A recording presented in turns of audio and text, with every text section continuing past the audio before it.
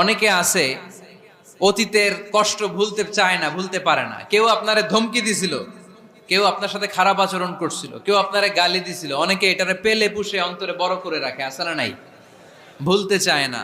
মনের ভেতরে রাগ পেলে পুষে রাখা ঠিক না। মনে মনে কয়, তুই আমারে মারছিলি, আমি তোরে মারুম। তুই আমারে অপমান করছিলি ওই দিন, যদি একদিন সুযোগ পাই তোরে হোতা এলামু। আছে না এরকম? সেই 20 বছর আগে আপনার এসে অপমান করছে, ওইটারে পেলে পুষে আপনি অন্তরে নিয়ে বয়ে বেড়াচ্ছেন। আর এই হিংসা ক্ষোভ যদি রাগ ভিতরে রাখেন, এটা আপনারা জ্বালায় দেয় ভিতরে, জানেন? আর যদি আপনি ক্ষমা করে দেন, একেবারে ঠান্ডা। জানেন এই ফর্মুলা আপনারা?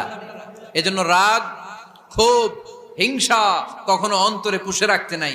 মা যাদাল্লাহু আবদান বিআফওয়িন ইল্লা ইজ্জান। কোন বান্দা যদি তার অন্য কোন ভাইকে ক্ষমা করে দেয়, আল্লাহ তাআলা ওই ক্ষমাকারীর সম্মান আর মর্যাদাকে বাড়িয়ে দেয়। আল্লাহ তাআলা